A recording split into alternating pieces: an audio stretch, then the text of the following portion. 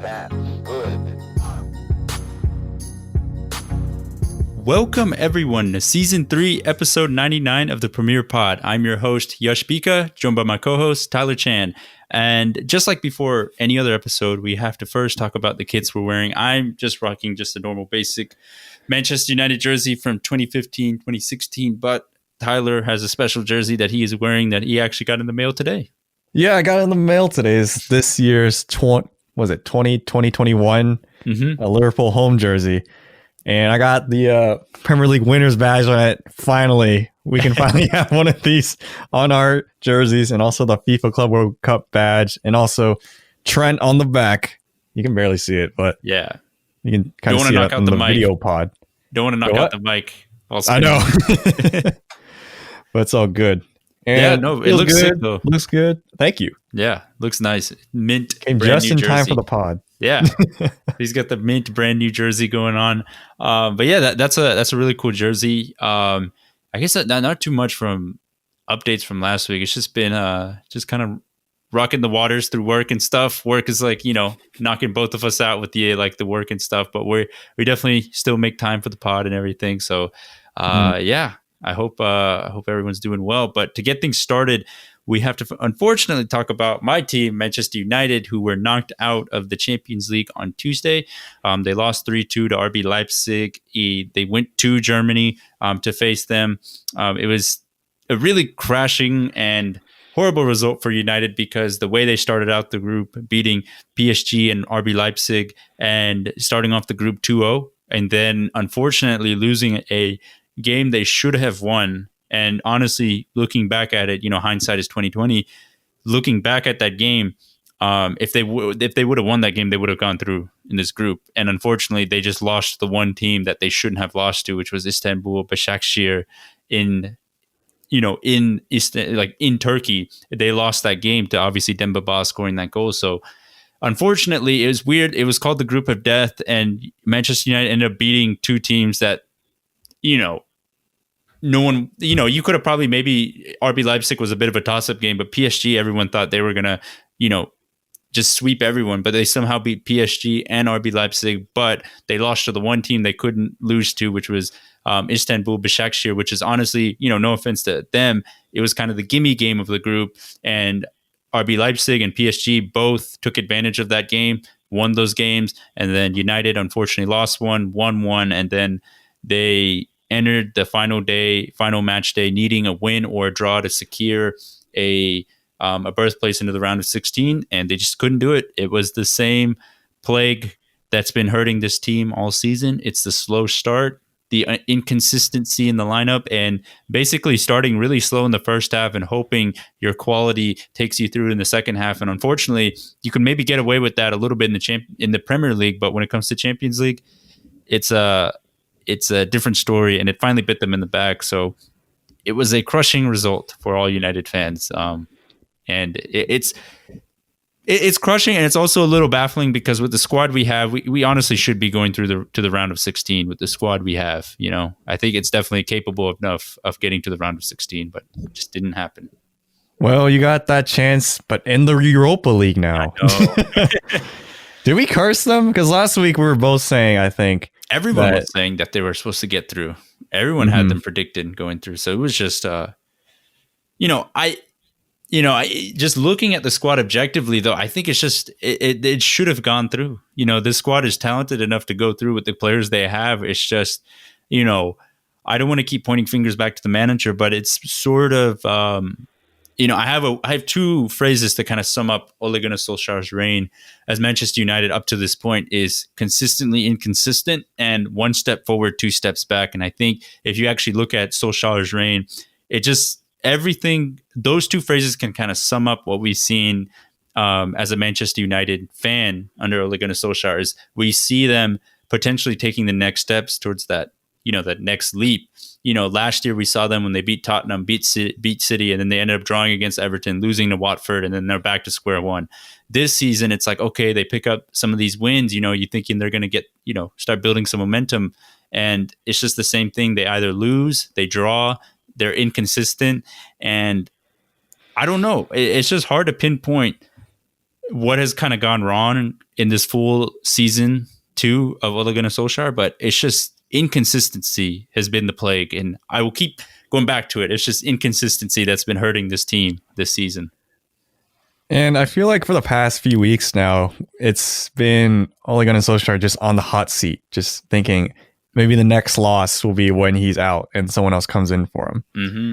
Do you think this drop to the Europa League is a big hit and maybe a step into maybe him going?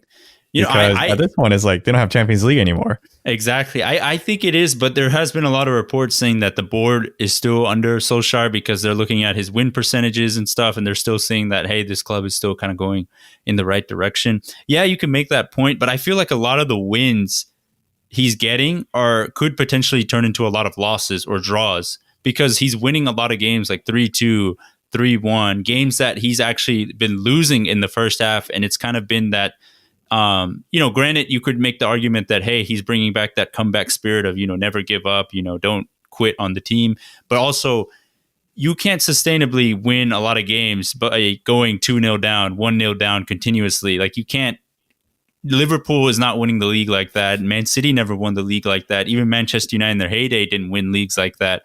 Jose Mourinho's sides definitely didn't win leagues like that. Sure, you need those type of comeback victories maybe like 10 times in a season, but you can't keep doing it week in and week out and expect to get anywhere. And I think, the luck of those comebacks has been going towards United's way in the Premier League for the past couple of weeks. But I feel like eventually that luck is going to run out and, it's going to come back and hurt us, and which it did in the Champions League game. But if we keep doing this, I feel like we're going to start seeing United, draw 2-2, lose 2-1, they just can't keep doing it. And, it's not sustainable. I'll say that. It's just not sustainable to keep coming back with these comeback victories. It's just not. Mm-hmm. And you're right, because like now they're out of the Champions League. Exactly. So, and you make the good point where it's like, although Manchester United have instilled that fight to get back and come back in games, it's basically every game because they have to. Exactly. They can't just keep boss a game. They can't just win 1-0. It's really hard for them to do. I don't know if it has to do with, I still think it's something to do with the defense, the personnel, like, Maguire at times.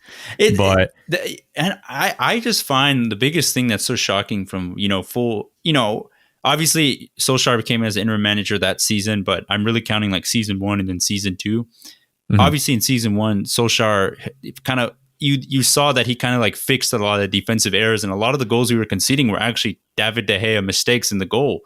And, that's what led in a couple of the goals. But this season, it's been a mixture of both. Sometimes it's been a little bit of weird goalkeeping errors, but a lot of times it's just been poor defensive. They've just been very poor defensively. And that's where I'm really baffled by how this team that kind of seemed like they took a leap into taking the next step forward and becoming a good defense has now taken a step back and have basically switched off a lot of times, has been kind of lazy tracking back, not being very, I would say, disciplined in their defensive marking, kind of just been lazily like running around, walking around, letting Demba Ba through. Like that to me, it's just really odd that it's happening in season 2. I just, that kind of shows that are they not working on this in the training ground? Is it not a priority when they're preaching about it in the training ground? Or just players just not taking in what they're seeing? I don't know. I think the defensive issues is just something that's really baffling to me. In season 2 under Solskjaer. Mm-hmm.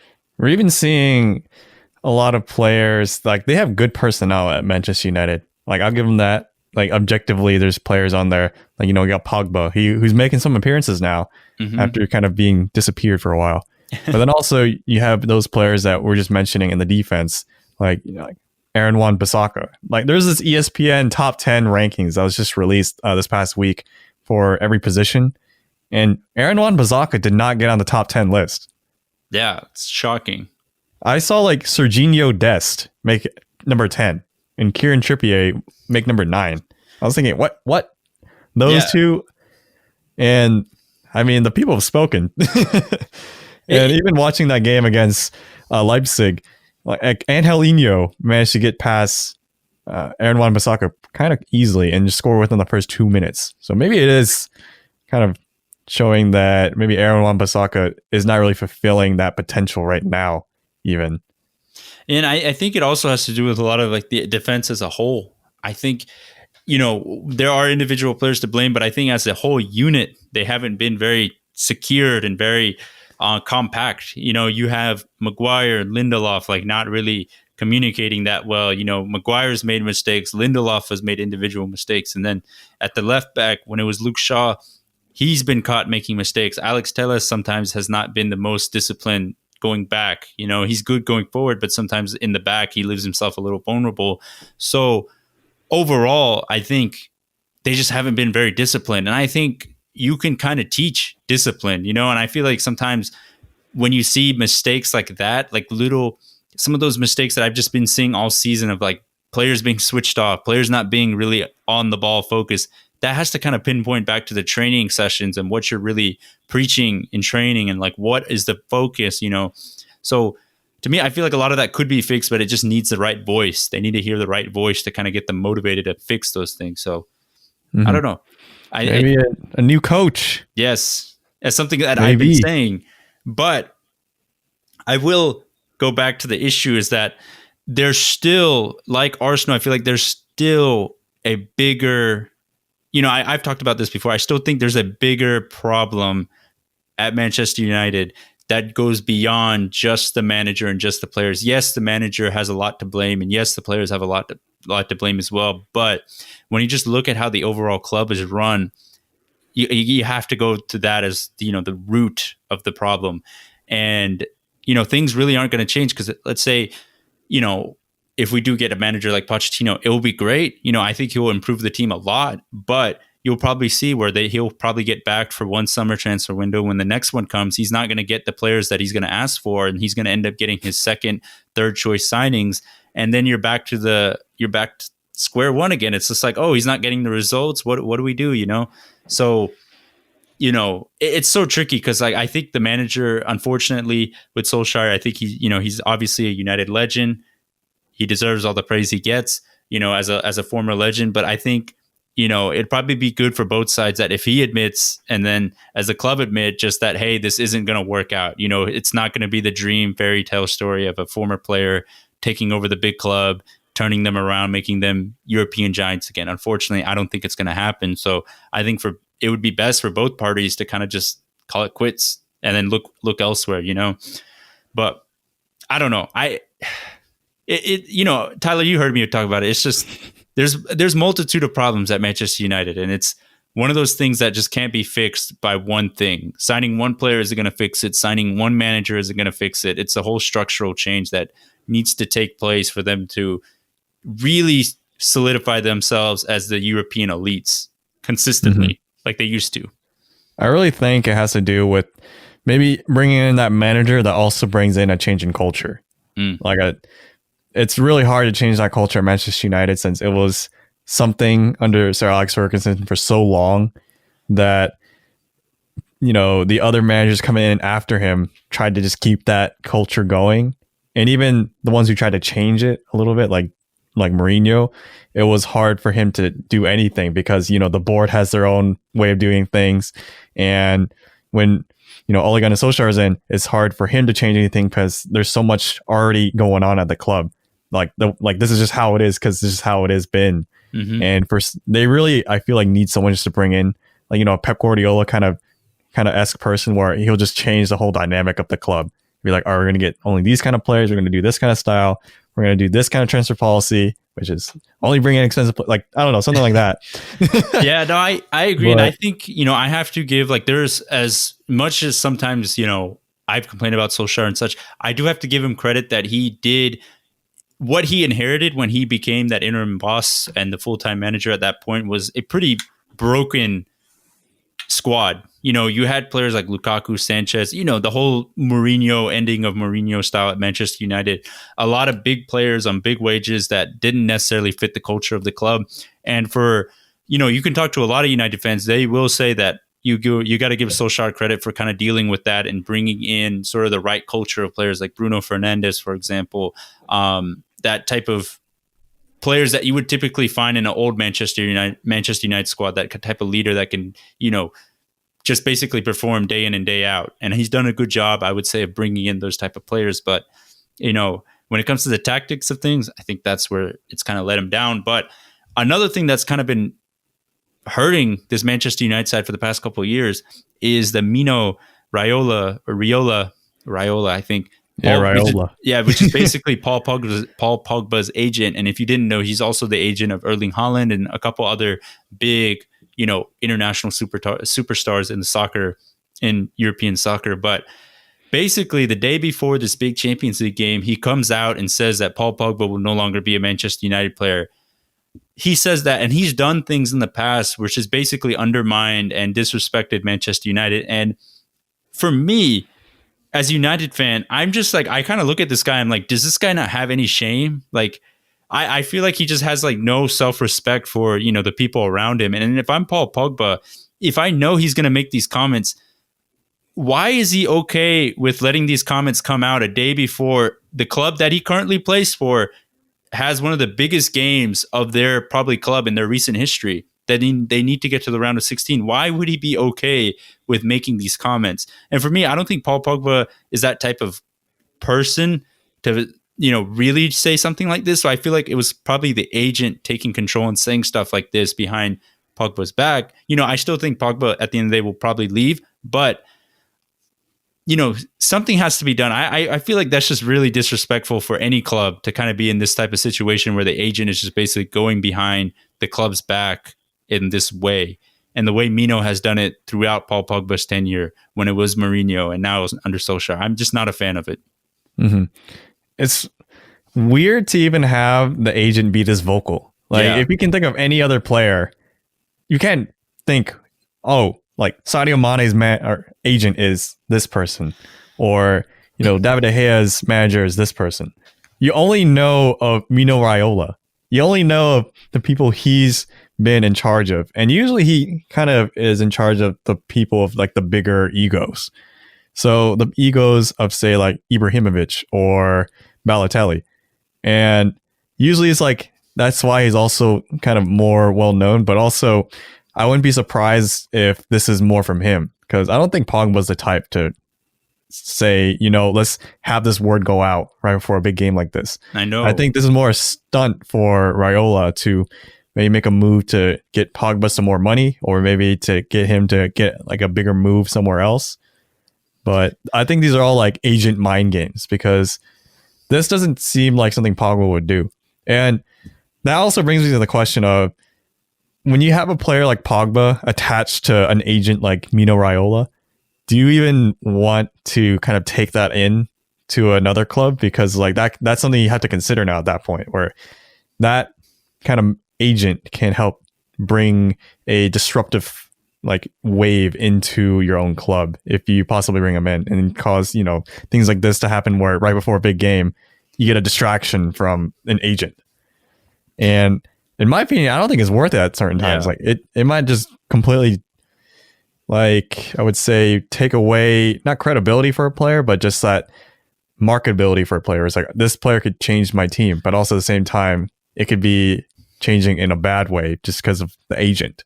Yeah, they were talking about, I heard a couple pundits talking about this, that really there's only a certain number of clubs that can really afford Paul Pogba's wage, his transfer fee, and the agent fees and such. And you were talking clubs such as Barcelona, Real Madrid, Bayern Munich, the top European clubs. And they were basically saying, if I'm any of those clubs, I would not even touch Pogba, because you're basically taking in a player with this, this agent that's going to keep, saying things if he's not playing, or if he's not doing this or this. And for me, I kind of really thought about it when it comes to Pogba.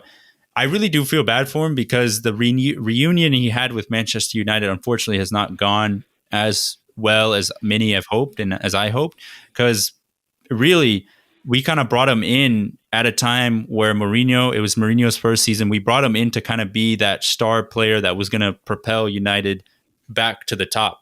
And really wherever he's gone, he's never been, sure, he's been like a star player, but he's never been the guy. When he was at Juventus, he had Pirlo and Marquisio next to him in the midfield, Arturo Vidal as well. And he wasn't really asked to do all the dirty work when it comes to tracking back, going back and forth. He could just kind of play his own game. And then when the French national team, he's surrounded by players like Mbappe, Griezmann, Kanté, Matuidi. He has that balance there, so he can kind of be that free-flowing Pogba that everyone knows and loves. And a lot of people were talking about this, and I think it's starting to come a little bit true for me. When he does play for Manchester United, so much pressure is put on him because of his price tag, but also because he was, for the longest time, the only guy in the midfield. Now we have Bruno Fernandes, but for the longest time, it was just Paul Pogba. It was just Paul Pogba playing alongside Matic, Fred, McTominay, just Paul Pogba there to create. And he's never been in that position. And unfortunately, he's just one of those players. I don't think that you can just be the guy. I don't think he's very good, but I don't think he's that type of player that can just raise the floor for you. He's one of those players that I feel like if you already have a very well-established team, he can kind of go in and make that team a little bit better. I don't think he's I guess the word I'm saying, he's not a LeBron James type where he can kind of go into any team he wants to and then basically raise the ceiling, raise the floor. He's one of those where it's a luxury player almost, where if you already have a well-balanced, good side and you place Pogba in, he's going to make them better. Like if he went into Liverpool, he would make Liverpool a little bit better.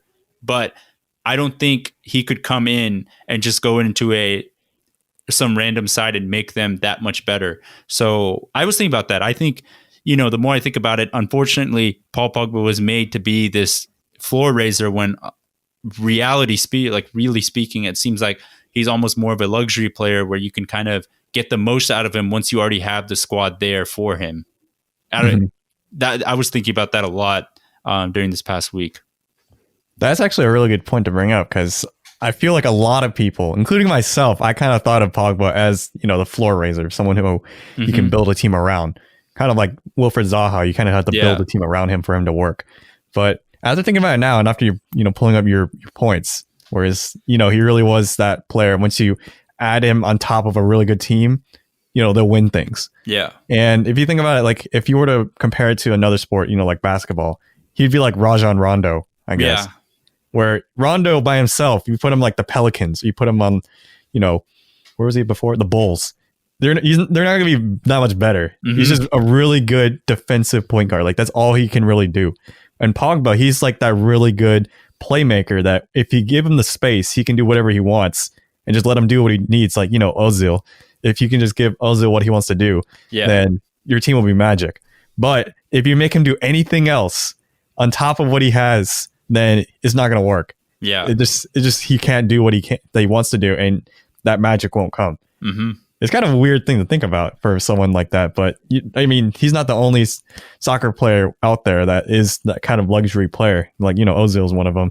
Mm-hmm. There's another kind of defense player that doesn't really track back. Yeah, Yaya Toure for the longest time was kind of like that luxury pick where, he became a liability at the end because he just didn't defend. And he was more of just that offensive minded player.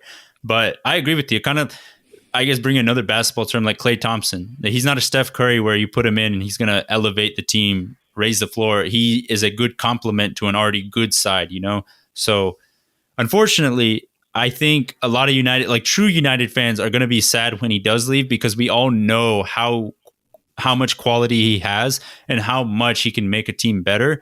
It's just going to be pretty sad seeing him perform with a team that's already built. And there have been a lot of reports that Juventus is the team that he wants to go back to, kind of that another. He just keeps going back and forth. Yeah. And I think, if he goes to Juventus, I think it will work out well for him because there's already a well-established team there. And, he'll be playing under Andre Pirlo, former player he played under. So, it's kind of one of those things. He's just that luxury player that unfortunately he came back to United at the wrong time. If he was playing under Sir Alex Ferguson United, I think he would have thrived 100%. Mm-hmm. But unfortunately, coming under like the project-based United, it's just not working. Bruno Fernandes is the floor raiser, but Paul Pogba, unfortunately, is kind of like that luxury pick type thing. Even going back to Juventus, I don't even know would be a good idea for him right now because there's someone already in his position playing, and that's Paulo Dybala. Like the player can just do whatever he wants and just play forward. Even at times Aaron Ramsey too. So Yeah. I even know if Pogba can even get his time there. Mino Raiola is just going to go off again. Yeah. So we'll see because I think unfortunately I don't think United will be able to recoup like the full transfer amount they paid for him because it was a like he basically smashed the world record, the transfer record at the time. But I definitely want if he's gonna go, I feel like they definitely need to do their best to get like a transfer fee because if you let Paul Pogba leave on the free, that'd be a horrible mistake. You can't do that. So any type of transfer fee or a player swap, I feel like they need to negotiate something like that because I think they just have to kind of come to terms that unfortunately Paul Pogba won't be a Manchester United player for too long, which is interesting because I remember you calling that when we started the podcast like in 2018. You were like, I think Paul Pogba might leave. I do remember that. I said that. Yeah, you said like he might end up leaving because that was when that Mourinho Pogba relationship was really coming to an end. So we'll see. We'll see. Just shout out to old me then. Yeah, I don't really remember saying that myself. Yeah, this is the primary source. Yeah, that's me predicting the future there. But yeah, who knows? Maybe he'll go to like PSG or something. That'd be crazy. That'd be easy for him then. He just literally do whatever he wants. Exactly. Maybe Real Madrid with Zinedine Zidane, but we'll see. We'll see. Yeah. But moving on to we spent way too much time on United, but moving on to Tottenham Arsenal. In the North London derby, Tottenham destroyed Arsenal 2-0, but the real star of the show was Sonaldo. My God, he scored another screamer. I feel like he scores at least one screamer each season, and this one was a fantastic goal. I mean, absolutely. Like you could when you pick like a picture perfect goal in soccer, you kind of think of that goal for Son. Just cuts in on his right foot, in stride, in motion, hits it. Goalkeeper, no chance. Goal, 1-0. It was fantastic. And then to top that off, Kane scored a pretty decent goal himself, near post, like just shot it in the roof. So, Tottenham. I feel bad for Leno. Yeah, Leno just got screwed over with like fantastic goals, but man, Tottenham are out of this world right now. Son literally feels like a player straight out of FIFA 14. Like he just has those finesse shots where you just can't stop him. Like he just has the right trajectory and right angles where you know it's coming, but you can't do anything to stop it. It really makes no sense when you watch him play. It's like this guy's not real, and. Like kudos to both of them because now they add another tally to their duo stat where the assist and goal where they assist and give each other goals, and now they just keep that going and they're on the top of the table once again now. And Mourinho, I feel like his ego is being fed. It just keeps being fed more and more as they go off because they kept another clean sheet. Granted, it was against Arsenal, who's struggling to score an open play still. If in the Premier League, in the Europa League. Yeah, if it's Europa League, they can score 10 goals. Yeah, but if it's Premier League, it's way different. But I mean, for Arsenal, it's pretty bad. This game, most of their chances just came from set pieces, and even the set pieces weren't that great. Yeah, it didn't help too that Thomas Partey got injured as well in the game. He came off injured in the first half, and this is right after he was out for 3 games. Yeah. So for Arsenal fans, they're already been saying it's been a rough season so far, but at this point I've been seeing Arsenal fans on Twitter just go off just like, has it ever been this bad even under Unai Emery? Like have you been spoiled? Last year's of Wenger too. Yes, this is like Dallas Cowboys fans when they're like, was it really this bad under Jason Garrett? Exactly. But now it's like Arsenal. But I mean, let's pose that question to us, Yash. Was it actually this bad under Unai Emery? I don't even think so because I think we have a short memory because I think recency bias is getting to us because I think if you remember this time around last year when Arsenal basically got blown out by Leicester and that was Unai Emery and they looked really bad. I mean, they looked really bad under Unai Emery. They looked like they had no passion, no nothing. I think with Arteta, I think you still see a little bit of that passion, but I think there definitely is a lot of like the attacking. They need to figure it out. They just haven't been able to figure out like how to get Aubameyang to score goals, how to feed the ball to Aubameyang, how to create chances for him.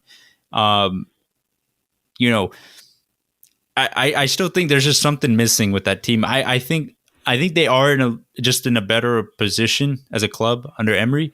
I think it's not showing right now, but I still think that Arteta's the guy, but he just needs a little bit of time, I feel like. So, yeah. That's a good point. I was just more thinking like, I remember there's a stat where this is the lowest position. Yeah, that's bad. That's not good. Arsenal have been going into a North London derby. I was just like, really? And I looked at the table. I was like, oh, they're like 14th, 15th. So I was thinking, oh my gosh. So maybe statistically, this is really bad. But I see what you're saying though, where even under Unai Emery, it was bad. That passion. That was really bad. Yeah. Like freaking Good evening was bad. It was bad. Evening. I think people don't forget. I think a lot of people, like, there's been a lot of United fans and being like, oh, look at Mourinho. We need Mourinho back. But no, I don't think people, like, it's so easy to kind of forget the hard times sometimes. It's so easy to just think about, like, oh, look how good he's doing. Like, we need him back. Like, oh, he knew all along.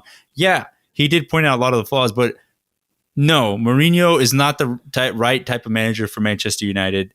There was a reason it didn't work out. I don't think people remember how bad it was in that third season with Mourinho. It was bad, Tyler. Tyler, it was bad. It was really remember. bad. I was there. Yeah. I was there. He got sacked after the Liverpool game when he got destroyed by Shaqiri. With you. Yeah. It's like, oh gosh. When he got destroyed by Shaqiri. So I think a lot of people sometimes feel like, oh, look at like, oh, you know, it wasn't this bad, but people have short memories sometimes. You got to remember big picture. Arteta's trying to build a bigger project here. It's not about it's like the stock market. Sometimes it's not about the short game. It's about the long-term game. And I think that's what Arteta's going for, kind of that longish project plan, not the short-term results, which is a more Mourinho style way of doing things. That short-term, get the short-term results, not thinking about the big picture long-term. Mm-hmm. You're giving some Arsenal fans some hope now. Yeah. Meanwhile, I guess they'll be fighting off relegation. But at this point, but maybe next half of the season, it'll turn around. If they need to pull out a run, this is when you need to pull off a run. Exactly, because we're starting to hit that holiday season where we're playing 2 games a week. And I will say, under Mourinho, this Tottenham side has really turned around.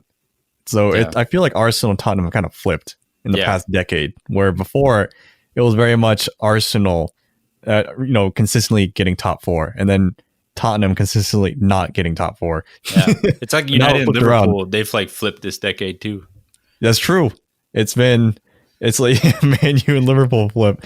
But I mean, I'm kind of scared for this Tottenham team because Tottenham and Liverpool are coming up soon. That game where they face off against each other. We'll be talking about that at the end of the pod. But it was funny though in this game that Mourinho, after the Son goal went in, he just kind of, are you not entertained? Mourinho went arms out. Yeah. And shout out to Yash for tweeting that on the official Twitter for NBC. Yeah, I had some fun with that one, but I do agree with you that these results and the way that Tottenham is playing is definitely feeding that ego of Mourinho. And when that ego gets really hot, Mourinho sometimes goes to another level with his managerial tactics. So it's and his publicity stunts, I would say. Exactly. I'm getting ready for him to tell off an interviewer soon at this point. Yeah, I have nothing to say. If I speak, I have nothing to say. So I agree with you. I think Tottenham are just, it's crazy because in that game, Tottenham were really good in the first half, and then the second half they dropped back, but they look so good. I think a lot of it was they look good defensively, but Arsenal didn't really offer anything in the final third or attacking, but yeah, Tottenham picking up another win. They are just rolling in the Premier League. They literally have 9 goals conceded. The only team that have less than, or still only have single-digit goals conceded. That's how you know Mourinho's working his magic. How is this happening? A Tottenham side with a defense like this. We haven't seen that since like prime Pochettino era. I know. He did it with United with Phil Jones and Chris Smalling as his starting center back. So if he can do it with them as his starting center backs, he can do it with anyone. He can do it with Dyer. Yeah. And then the other result from the weekend, the big one, was Liverpool Wolves. Liverpool crushing Wolves 4-0. Yeah, it was another like cruise control game almost. You know, it really was. Like Liverpool came into that game, and I will say Conor Coady. Yeah, that guy just gifted you a goal. Come on. I'm always thinking that because the commentators always say every game is like, oh yeah, Conor Coady was an academy product, big Liverpool fan, captain of the Wolves side, and then it's like, oh, Conor Coady has made a big mistake if he's gifted a goal, and it's, you know, I feel like maybe there's a slight edge on that because I remember distinctly last season too, during this title run, it was like, oh man, Wolves has been on fire, but Conor Coady's the captain. It's like, are they going to keep that fire going? And it's like, oh, Wolves lose all of a sudden. That's weird. So got to give props to the inside man. But then again, in the same game, there was a VAR decision that went Liverpool's way for one of the first times in my short-term memory, because I feel like a lot of things don't go our way, but I was like, wow, this went away. And it was for Conor Coady potentially earning a penalty for Wolves, but he dove. So I was like, all right, thank goodness. So even then, when he tried to get something back for Wolves, I guess Liverpool still cursed because he's a former Liverpool player. So he couldn't get a penalty for his own team. So you would think Nuno would probably play. I always wonder when you have players that grew up big fans of certain clubs and are playing against them. I wonder what it feels like. I really do wonder what it feels like. Is it like sort of I want to show, like, there's some players that like, oh, I want to show these guys that, hey, you know, forget you for like leaving me. But there's also some players that like Conor Coady that could be a little sentimental whenever they play him.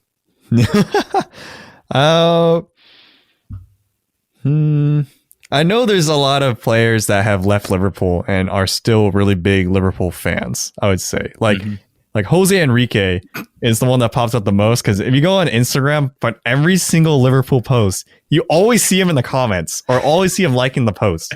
It's always Jose Enrique. It's like of all people. It's like, it's not like Stevie G, like Suarez, you know, see people. Coutinho. Yeah, it's never them. It's always Jose Enrique. It's like, oh, there he is once again. Is Alberto Moreno still part of the squad? Or is he on loan?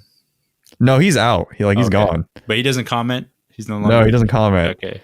Like, I was thinking, is he part of the squad? Like, the comment squad is like, nah, he's out. I think, yeah, it's just mostly him. It's just Jose Enrique every time. He's like the biggest fan as a player. So, I mean, just things like that. And then also just watching this game too, it was surprisingly cruise control, as you said, for Liverpool. I was thinking, I was like, what on earth? We had Matip back, which is really good. Like, there's just, at some points, I don't know if you've ever seen this, but there's a Twitter account called Matip Doing Things, or like random thing Matip does. I forgot what it's called, but it's him just doing things out of context. Maybe that's what it's called. Like Matip out of context. Joel Matip stuff. Okay. Yes. And then it's just him doing like random things, like making faces or just complaining just by himself, like making really vivacious kind of gestures and movements just like by himself. Mm-hmm. And then there's so many that came from this game, and he scored too. So it's just, that's one of my like random funny things I've seen from this game. But it was kind of crazy to see. But I will say Wolves, they were a little hampered not having Raúl Jiménez. Hopefully he'll come back soon after getting that skull fracture from the previous game against David Luiz. But they started Podence at center forward for that. I think they changed formation even. I think it was a 4-3-3. Mm-hmm. Usually Wolves goes with a 4-3-4. No, 3-4-3. And this game they did a 4-3-3. So they even had to change formation without Raúl Jiménez. So I think that also played a factor in why Liverpool were a lot more dominant in this game too. But even then, this is a big win for Liverpool, also catching up on that goal difference against Tottenham, because now it is 14 goal difference for Tottenham and 9 for Liverpool. So this 4-0 definitely helped. Yeah. And also, as a quick add-on for this Liverpool section of the pod, Trent Alexander-Arnold, he captained the team for the first time. Oh yeah, I'm wearing the jersey with him. There you go. Yeah. So he captained the team for the first time against FC Midtjylland. I don't know how to say their name, but against in basically the last game of the group stages. So that was a big moment for him. That was the first time he's captained the team since he was a youth player. Yeah. So that was pretty big, and also it was big to see him back in the squad. Oh yeah, as a starter. So Nico Williams has been doing. He was all right. It was definitely not Trent Alexander-Arnold-esque. Where, when I was talking about that ESPN top 10 for right backs, he was number 1. Just kind of put that out there. So it was really cool to see Trent be that next guy up there, because think about the totem pole of the captaincy. It's Henderson and then Milner and then Van Dijk. And then I guess after that, it's Trent. So It looks like the next leaders are already, stepping up and making some moves. Which is always good to see. Yeah. No, that's really cool. And being an academy player, that's really cool to see. That academy player taking that step up, being a captain. And then seeing like Curtis Jones too, also being a little bit more comfortable as a starter. That was also really cool to see too, because he was a player that Klopp really had a lot of faith in, kind of like Rhian Brewster. But, Curtis Jones gets that start and he's doing a lot of good work. Like he's making runs and being very positive in his runs too, where, if the ball doesn't come his way, he'll still make the run anyway, just in case. And that's a skill you can't really teach. It's just kind of like a mentality, I feel like at times. Yeah. But no, Liverpool are doing well. I think they've done a good job of kind of riding the wave when it comes to the injuries. I still think they can definitely go for the title now. I think having Trent Alexander-Arnold back and a couple other players back, like Matip, as you said, the next step is just getting some of those other key pieces back, and I think they're good to go. They're good to go as long as they don't pick up any other injuries. So they're cruising, as we said in the point right now. Tony cruising. Yeah, Tony cruising.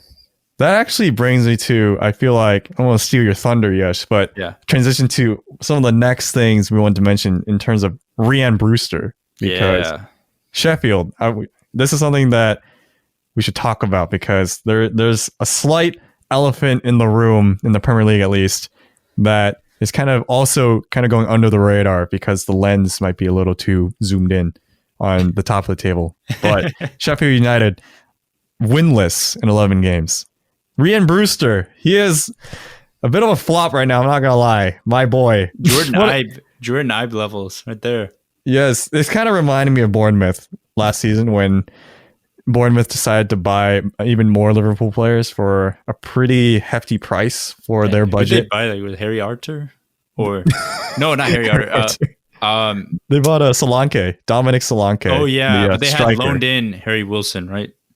They loaned in Harry Wilson, and then they also had Jordan Ibe too. Mm-hmm. And I was like, man, that's like the Liverpool graveyard of academy players. Yeah, didn't they have Klein at one point? Or was that? No, they did have Klein, I think. Someone had Klein. Crystal Palace has Klein right now, but okay. I remember him being at Newcastle and Bournemouth at one point. Oh no, he didn't really play too much. That's what I remember. But either way, Bournemouth got relegated, unfortunately, and once again, Liverpool have given another lesser opposition, like one of the smaller clubs in terms of transfer budget, one of their academy products, or at least a promising player. Because Solanke wasn't an academy player, but I think right now Sheffield are kind of eating it, because maybe it's partially people have kind of found them out. The other teams have kind of found them out since last season's tactics, where they're very good defensively.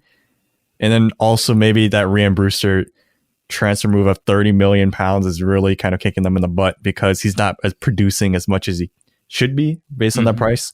And also a third thing that I think a lot of people aren't mentioning is that Dean Henderson, not having him has been really bad, because he's a good keeper. I feel like having a good keeper sometimes could make up for mediocre defense. Hey, look at Tom Heaton. Yeah, look at Tom Heaton.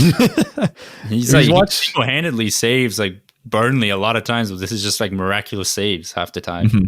And then after that, it came Nick Pope. So, I mean, just kind of like little things like that. I will say that the Burnley defensive style under Sean Dyche does kind of cater to be more defensive and be more physical. It kind of helps out the keeper a little bit. Mhm. But even then, you saw Dean Henderson at times last season. He would single-handedly save Sheffield, and then they'd win 1-0 a lot of times, or just keep a 0-0, or just a 1-1, something where they won't concede more than one goal a game. And with Dean Henderson being the bench player for United, I feel like, is it worth it for Dean Henderson to have not gone out to Sheffield again on loan, or maybe another team on loan this season? Because I feel like Man U, he barely plays. Would that help his development? He has come in for a little bit, but I think he wanted to fight for the number one spot. That was his main reason for coming back. Like, he wanted to fight.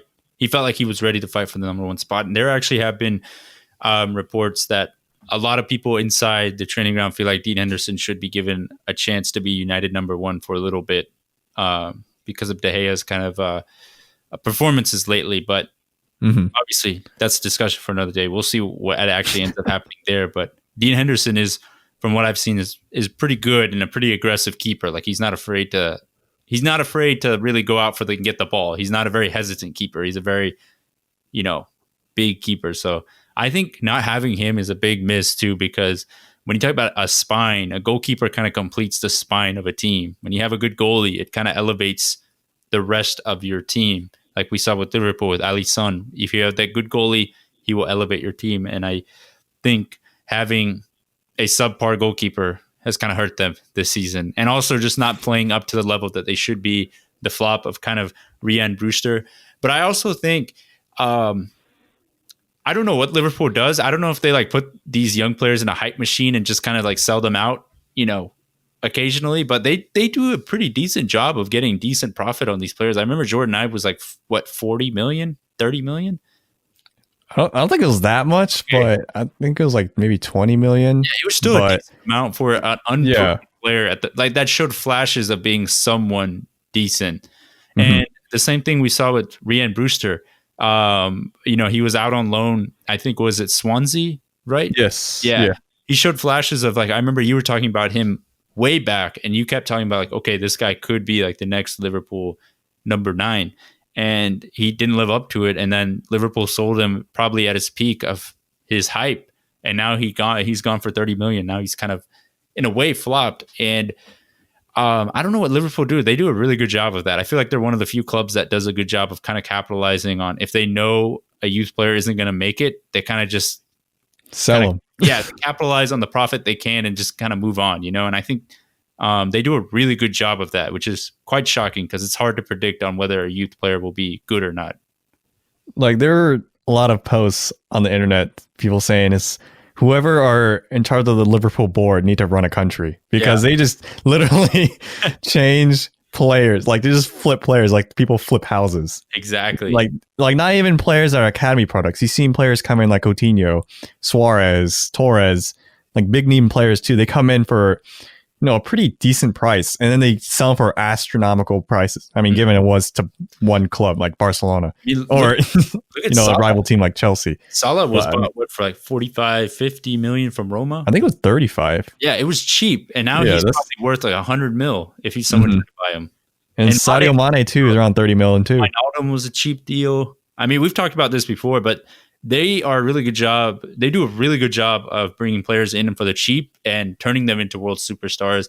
And they also do a good job of kind of selling high instead of buying high type thing. Or as they say in the workforce, they do a really good job of putting lipstick on something. Yeah. Making it look pretty. Yeah. They sell it off and you take off the lipstick. It's like, oh gosh, what the heck is this? They definitely do a good job of hyping up. They probably have a good salesman out there, like negotiating these deals, just hyping up the player, So good marketing team or something. Yeah, they do a good job of doing that. And I think for Sheffield, it is concerning because they don't have a win. They're a winless team right now in the Premier League. That's not good going into December, and they need Ryan Brewster to step up. Like, they need him to step. They tried putting Ollie McBurney. He's not the best striker in the world. Ollie McBurney is kind of, what you're going to get with Ollie McBurney. There's only so much you can do with him. So they really need Ryan Brewster to step up, and he hasn't. So maybe there will be a second half rush in the season where, they kind of bounce back. Who knows? You can just go on maybe a few games winning run, and that could really boost you out. But as you saw last season with Watford's attempt of the Great Escape, didn't work. So they sacked Nigel Pearson. I'm still shocked by that sometimes. Like, how do you sack Nigel Pearson, the guy that's when you're Watford, you just fire people because that's what their culture is. We were talking about club cultures. That's Watford for you. It's just, you know what? Things are going good, fired. Things are going bad, fired. Things are going just in the middle, fired. One game in, fired. Yes. In the halftime talk, fired. And then continuation, but it's literally the life of like a Big Four consultant. It's just randomly fired. It's like, all right. We'll just bring someone else in. Bring someone else in. Bring the same people back in, see what happens now. They literally did that. Yeah. Bring this guy back and then fire him again. It's like, oh my gosh. I feel bad for the I'm forgetting his name. Was it Kike? Yeah, Kike Sanchez Flores. Yeah, I do feel bad. How does it feel to get like sacked from the same club twice? Like, I don't. That's horrible. I mean, in my opinion, I feel like maybe he saw it coming. It's like, I know what I'm getting back into. Where it's like that meme where it's like, oh, here we go again. But I mean, the only thing I remember from a second run was that there's just one game I saw of him where he was wearing a sweater. It was like a very gray, not heavy, but maybe it was heavy for the time of the year, but it was very sweaty. And I was just like, man, is he not sweaty? You can see his armpits just like soaked in sweat, and then like the middle chest area. I'm like, dang, dude. And he got fired like the following few games after. But I was like, that's all I remember of him the second run. Yeah, I feel like the way they go through managers, they don't even issue them like the official like club jackets and stuff. They just give them like the same generic jackets and just wash them. Yeah, it's the same. It's like, oh, this is the last guy's jacket. Here you go. You can't just too much money on the line. They keep printing jackets for all these coaches and stuff. So gosh, that's now they're in the championship. So who knows what's wrong with them? But yeah, that's like that's a Watford tangent. We do miss them, the sacking of managers, but. Moving on to the preview section, we are actually doing a double dipping in here. So we have this week's games, 2 games from this match week that's coming up this weekend, and then 1 game from the midweek games, which are going to start now because we are entering the December time. Everything's going to get crazy. I mean, these guys are going to have to basically play games in a 3-day stretch, like 2 games in 3 days type thing. So we are entering the crazy period. But for this weekend, these 2 games, we have Arsenal-Burnley.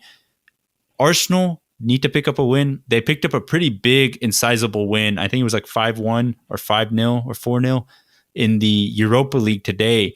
However, as we've discussed, their Premier League form has been really bad. They're facing a really tough Burnley team. I'm going to go on the record. I'm going to say it's a 1-1. I think Burnley do enough to get a draw, and I think Arsenal don't do enough to get the win. I just haven't seen enough of them to get to say that they get a dub. This is like a relegation battle. Yeah, literally, because I think there will be fans because they're in London, so they're actually in the tier that's allowed to have a certain number of fans in, I believe. I don't understand the England tier system yet, where I believe there's like 1, 2, 3, and then based on what tier, what like the city's tier is in terms of like coronavirus concern, that determines like if fans are allowed. Like Manchester, I think, is in tier 3, which is the red zone of like no fans are allowed yet. Like they still need to get better with the COVID and stuff. But yeah, I think it's a little bit weird. And then Liverpool, I think, are like tier 2, because I saw some fans in that game. We probably should have mentioned that. This is like the first games of the season where there are fans in certain stadiums, because in the Liverpool stadium, there were fans in the Cop end. Tottenham, North London. See, it's been such a long week. Sometimes we just forget what happens in the. Yeah, there's been a lot going on this week, but there were actually fans in that North London game, so it was really cool though to see that there was actually no enhanced audio. It was actually just fans singing and screaming. Yeah, it was just the mics put on those 2,000 fans, basically. Pretty good job, I think. I think a lot of these fans know. So what's interesting too is if you're actually selected for the game, that's your only ticket. You don't get another ticket back for the rest of the season, I think. So these fans are really like, when you get in, they really do make the most of it because they know they're not going to get back in very easily. So I think it's really cool. And I think it's nice to hear no enhanced audio. It's nice to just hear fans again. It's refreshing for sure. It was kind of like sad to see too, because like it was just everyone. I mean, it was good. Everyone was wearing masks, and it was just like it was such a. I don't know if dire is like the right word, but it just seemed like so. It was like this is the most they can do. It's like just 2,000 fans. It's not like America where, you know, you go to Sanford Stadium and it's like, all right, we have 25% or like 20% capacity, and then if you do the math, like 20% of 93,000 is still like 18,000, and then it almost looks full still. Yeah. So masks not required and such. Yeah, and then like people aren't even wearing masks. While you see in this England side like game, everyone's still wearing masks. Everyone is still actually more distant from one fan to another. Yeah. And it was just like, it looks like a really kind of sad kind of environment because it looks like no one showed up to a game.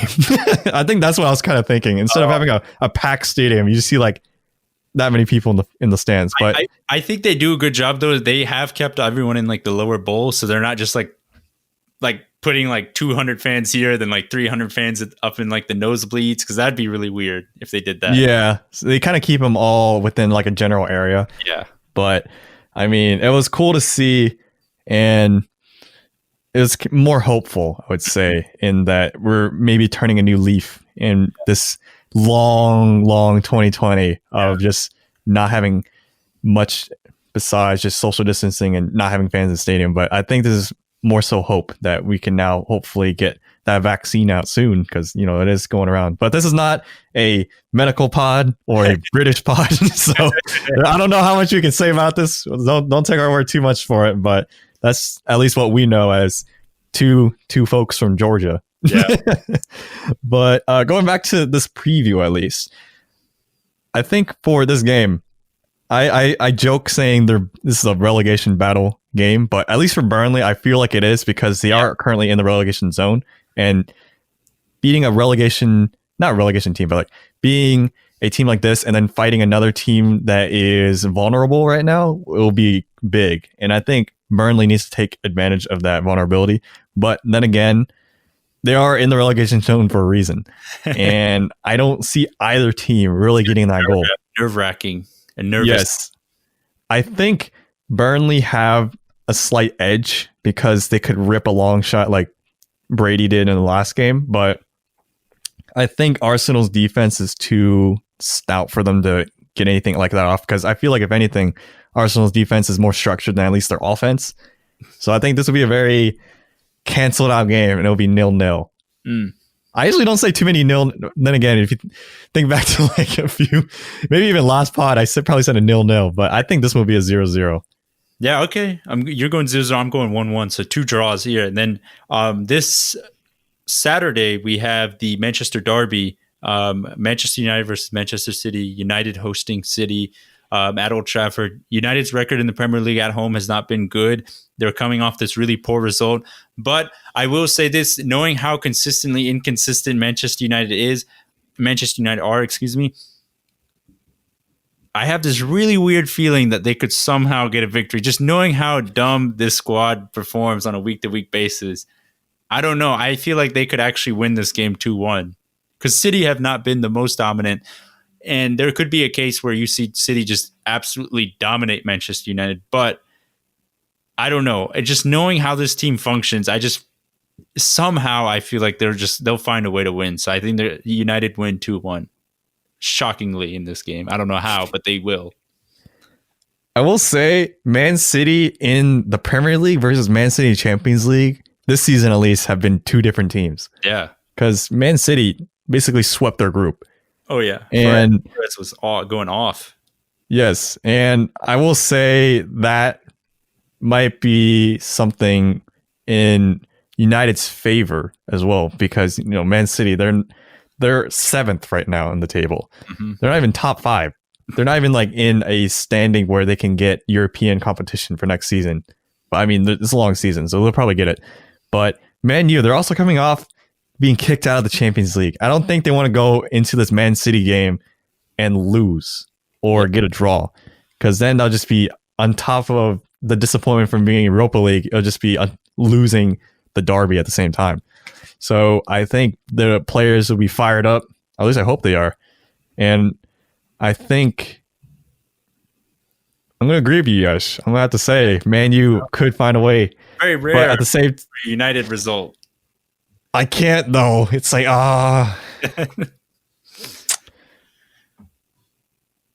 Okay, I'm gonna say 2-2. I'm gonna say 2-2. That's the safer kind of bet, but I wouldn't be surprised also if Man U find a way to get this. Yeah. It'll be interesting. I think it's nice to see Tyler kind of going with the United side. That doesn't happen often. Gotta just like cover the badge for a second. It's like shh. Gonna help you out for a little bit. The final game we have, which is not this weekend's window, but next week, which is the midweek games, Tottenham Liverpool, which is surprisingly number 1 versus number 2. And oddly enough, this potentially could be a title deciding game, especially if it becomes like it was the last 2 seasons where we see 2 teams basically sweep the entire Premier League, and it just comes down to these 2 games. So I would say Liverpool have kind of had have been, they've basically beaten Tottenham for the past couple of years. They've played pretty well against them. I can't remember last year's result against Tottenham, how Liverpool performed, but I will say this: if there's one manager that knows how to beat other good managers, is Jurgen Klopp. Jurgen Klopp has a good enough squad to do it, and I think I will say this because I don't want to see Tottenham win the league. I'll just say that I don't want to see them win the league, so I will go with Liverpool actually beating Tottenham 2-1. I think Jurgen Klopp can do it, and I just don't want to see Tottenham win the league, so that's purely why I'm going 2-1 Liverpool. Ooh, this is going to be a tough one for me because looking back at the results, I did a check. Yes, Liverpool won both fixtures last season against Tottenham, 1-0 and 2-1. So this game, though, they're a lot different because Tottenham going into this as the top of the table, team, and I feel like they're a lot stronger this season too. So this team with Liverpool, they're also still missing some key players. I'm not sure if Ali's son will be back, but Calvin Keller, right now the academy player that's in goal, has been doing pretty decent, I would say. So I mean, even then, like when he's been called to step up, he stepped up. But as Yash said, against bigger opponents, usually Klopp does find a way to get the result. It is a slightly different Liverpool side, but I think we have what it takes. And we're at home. Yeah. So we got to get the dub. We got to get our way back on the table, on the top of the table. And I think Liverpool repeat what we did in the Champions League final and win 2-0. We're going to have to stop Son and Kane, but yeah, one can dream. I have been noticing on social media there seem to be a lot of new Tottenham fans coming out of the woodwork. I will say that. What? Yeah, a lot of Tottenham fans? Yeah, they're new? Yeah, because of how good they're doing right now. I'm getting a little sus about this new Tottenham fanship going around. Those Tottenham fans were formerly Chelsea fans, probably. They were, which what I mean. City fans. Or City fans, yeah. Fans. And then it just goes on and on. So, oh my gosh. Shout out to all the real Tottenham supporters. You guys definitely have deserved it. You guys have been a pretty good side for the past couple of years, but yeah, they're a little sus. Some sus Tottenham fans that have been coming out lately. So yeah, if you're a Tottenham fan, while y'all had Luka Modric on your team, yeah, or Peter Crouch on the team, it's like, all right, that's fine. But if who's that fullback they used to have? It's like not Sissoko. Oh, Osuwakado. Yeah, the left back. Yeah, or Cameroonian. Had Van der Vaart and such. Yes, throw back to those. If you're a Tottenham fan and you don't know those players, it's like, I don't know, it's a little sus. Or even like going to Moussa Dembele when he was still at the Tottenham midfield and such. So, dude, Danny Rose and Kyle Walker as the fullbacks. They were the OG Trent and Andrew Robertson before Trent and Andrew Robertson became I would say so at a certain point. Like the fullback What's the word? I don't know if they're that high. I know Walker is pretty up there. I don't know about Danny Rose. Pretty well. Danny Rose was doing pretty well that season. He was all right. He was okay. Not Robertson level. He's all right. But they were Walker's just fast. standard of like fullbacks at that point. They're like, okay, if you want fullbacks, this is the type of fullbacks we wanted. But yeah, I don't know. I guess that's why Man City bought Walker too. That season after they bought him, and then rest is history. But yeah, that kind of rounds up the preview section for us. That essentially just wraps up episode 99 for us. We're really close to episode 100. We still have some planning to do about what we're going to do on episode 100, but we're going to make it big.